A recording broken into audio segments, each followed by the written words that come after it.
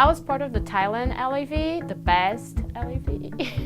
I was part of the Innovation and Consumption LIV in Israel. This year I traveled to Mongolia to study social impacts of a changing environment. Yeah, so my LIV was in Cuba, and the theme was an economy and a society in transition. The Leadership Intercultural Venture is probably one of the best leadership courses that I have been taking part of.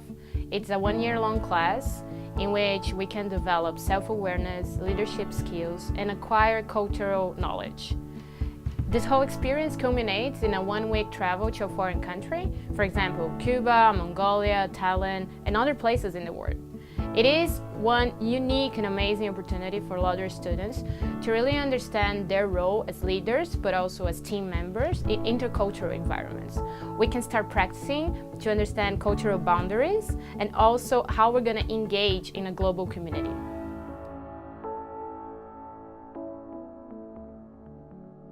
So I would say there is no typical day during an LIV because you do so many different things that it's never the same. But it could be something like at 8 a.m. you get up, you meet with the other students and grab breakfast, and then at 9 a.m. you do a tour of the old city in Jerusalem and look at the different quarters there. And then by noon you go to university, you talk to different professors about the future of agriculture in Israel. And in the evening you meet with a couple of entrepreneurs during an entrepreneurship panel and see what's going on in the tech scene in Israel.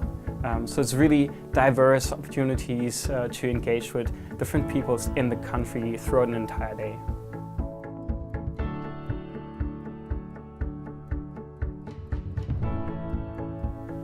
So for the leadership exercise, we had different components where parts of them were with a group of first and second years together and parts were individual. And they really required us to reflect on our experiences and how these tied into the theme of the LIV.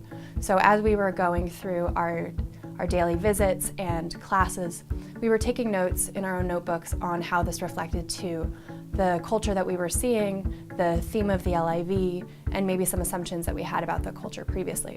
And then we got to meet in our larger groups at the end of the day generally and share our reflections on the topic.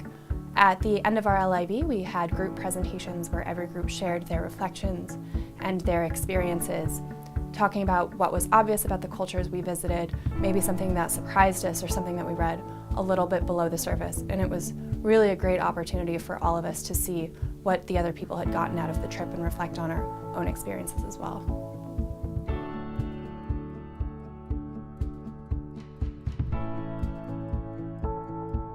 My favorite part, honestly, was the group that I went with. We were all very engaging, and we were all very, very open to learning about the society that none of us had actually explored or been to. So it was very good to go with people who were studying the same thing, who were interested in the same theme. So for me, it was the group. The group made the trip.